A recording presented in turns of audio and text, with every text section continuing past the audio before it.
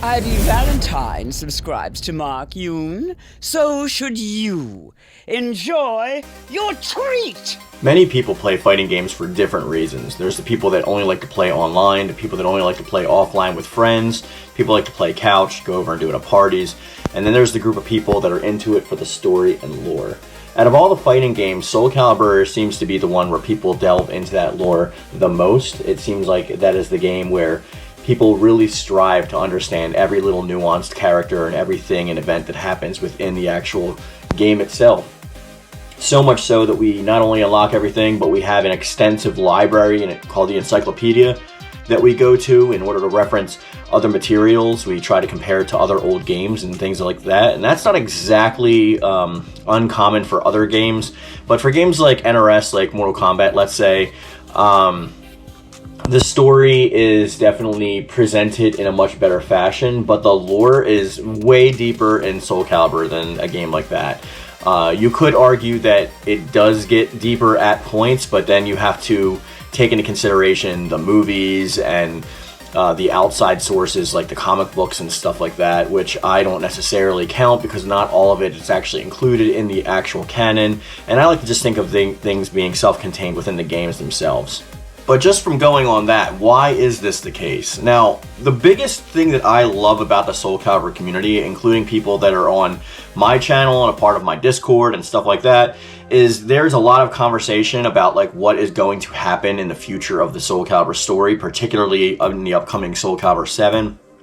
Why that is, where it's going, and what pieces we can parcel together to try and come out of this with some kind of nuanced topic. Now, I have talked about my ideas and my speculation and my theories in the past about where the story is headed and why it's going there, and that's not necessarily where I'm going with this because I have plenty of topics and videos on that. But what I will talk about is the discussion and the debate around the story that goes into this is different from what I see in other forums. And I'm going to compare this to, like, let's say Reddit or something like that, something akin to it. In Soul Calibur, you have the people that compare the new story because 6 was a reboot, a soft reboot, similar to how Mortal Kombat 1 is a soft reboot. So they want to compare it to the old timeline. They want to say, well, this happened in 2 and 3 in the old timeline, so that's what's going to happen in Soul Calibur 7 because that's supposed to take place during the years of 2 and 3. It's not necessarily the case. They've already actually gone past that if you've played Libra, and Libra is canon to the story. So that just even that topic alone, that conversation that could be had there is so full of nuance and subjective opinion that like it's more fun to talk about, in my opinion. In cases of other games, things are a lot more hardwired into the story, like this happens, this happens, this happens, and there's not really any or much nuance you can get into it. But Soul Calibur is a totally different scenario because now we have past versions and variations of these characters that are going through completely different stories, yet some people think the tangent is actually going to go in the same forward direction, even though the narration has been split and shown to be going into a different direction. Some people argue, well, there's been some events that actually haven't been that different, therefore they think the story is going to move forward. And I think that they've actually planted enough of a seed to split that completely on its hair and just go in a completely, totally new direction. We know that the events that have been shown to be seen in Soul Calibur 6 that took place during Soul Edge and Soul Blade are still canon. Anything else is up in the air.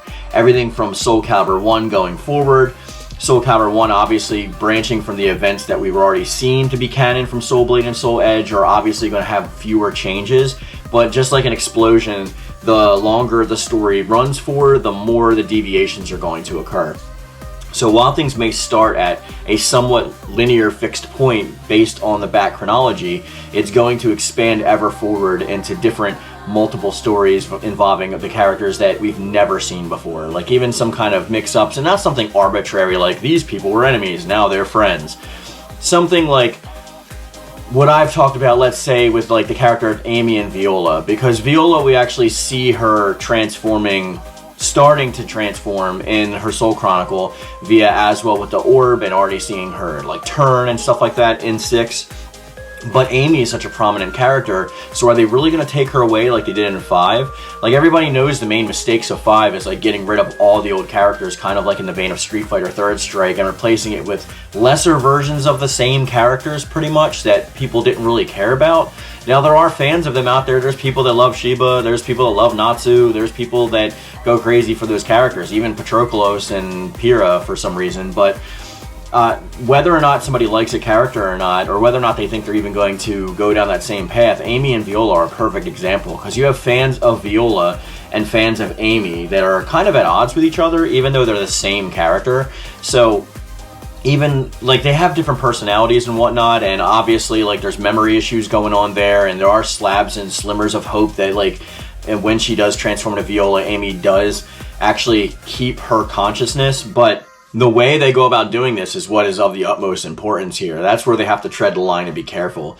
That's why they are taking their time and not including things in Season 3 like they were in the data for, like Yoon-Song, Rock, and Lizard Man, because they're actually going to try to take more time to develop these characters, similarly to what we saw with like Setsuka and whatnot, to turn them into different characters so they resemble who they were in the past, but leads clearance for them for the future. Just like I think Hong Yoon-song is going to be a mixture of Hwang's old moves and his old moves to create the best version of that character, because Hwang has separated so he's deviated so separately from like who he was before in the past, and his role has completely changed within the pantheon even in itself.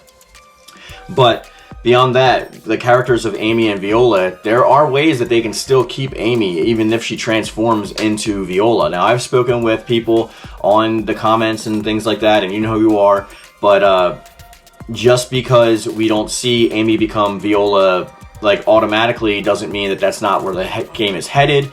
And some people think that like there's going to be a time frame in which you are Amy and she transforms into Viola, or it's shown off screen, or it's behind the scenes or something like that. But there's other ways they can go about doing this. We can already have her Viola if we have that small time skip that I talked about in my old video. Not a huge time skip, just a time skip to get past the fluff of the swords and shepherds actually forming and going and trying to collect some of these evil shards and the teams coming together. We can get past all that fluff and like explain that in the library or in separate Soul Chronicles or in the secondary story mode, just so the actual meat and potatoes of the hardcore story is where we're starting from.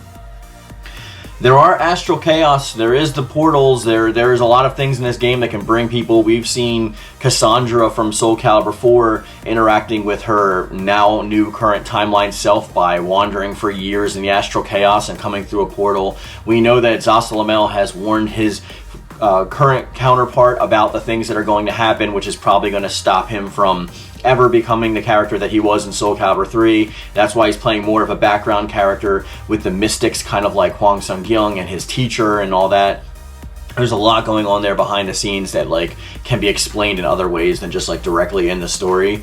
But we can bring Amy back from either the past timeline, or we can bring Amy back from another timeline. It could be a different variation of Amy that is the closest resemblance to Amy that Amy fans will accept, and still have Viola be a prominent member of the game. I don't think we necessarily need to switch between the two characters because their playstyles are so different.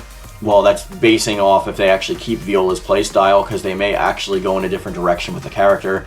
But whether or not that's actually a situation where they're going to turn her into a Tira type character where she switches between Amy and Viola, which I don't think is going to happen, there are definite ways that they can actually bridge this gap. And where I'm going at is like the future of the Soul Calibur story is nowhere near set in stone. None of us have the script, and as much as I infer on my knowledge or the past or whatever, and as much as I have these great conversations with other people, none of us really know. And that's the best part about this lead up to the game, because once the game comes out and we do know, some of us are going to be disappointed, some of us are going to be accepting, and some of us are going to be happy. That's just like what's the case is going to happen. Happens with every game, it can't be avoided, but right now is the most fun time. I do tell people always to temper their expectations and to make sure they're thinking about things realistically and look at the actual development cycle inside of the game, as opposed to just like desires and like what they should or could do for fans, like the financials and investors and the publishers and all of that kind of stuff. Like, I do try to talk about that on my channel just so that people have these good expectations going in, guest characters included in that. But the future is looking bright, and whether this game comes out in 2025, which I believe it is, or 2026, which I don't, I think it's a little bit too late. I think 2025 is the perfect time for it to come out.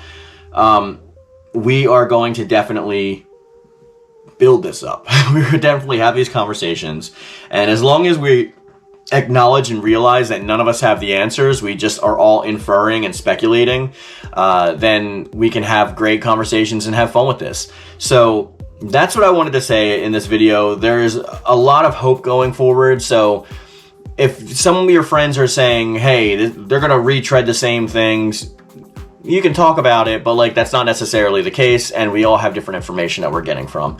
So until the story is the story, nothing's set in stone, and we can keep on having these awesome discussions. But before we end the video, I want to get to the poll of the last video, and be sure to go to the community tab so you can vote on this video's poll for the next video. I asked, what do you think is more likely for NRS to do because of the fused characters in the story? 48% of people believe that Create a Character DLC is coming. 25% of people say that they will be made as skins, or premiere skins. 3% of people, which is the lowest votes, say that characters are going to be made into cameos, which I tend to agree because there's not really a lot of cameos in the game. 25% of people said nothing, it's NRS here, which is hilarious. But 2 and 3 are tied. Obviously, number 1 is people believe that Create a Character is going to become a mode for DLC. So whether or not that's actually the case, you can see the comments on the screen. I'm not sure what I believe when it comes to this. Like, it is NetherRealm, and the whole WB being sold to Discovery Plus just like throws every idea out the window. So we'll see what actually happens. But let me know what you think would be the best course of action in your opinion for them to do. Any thoughts are always welcome in the comment section down below. And on the end screen, you will actually hear my new song that I just made. You can actually download it for free in our Discord, which a link is in the description box down below. You can go there and talk about a whole bunch of cool stuff if you want, or you can listen to it on SoundCloud. And as I always say, guys, I love it. Thank you. And thank you.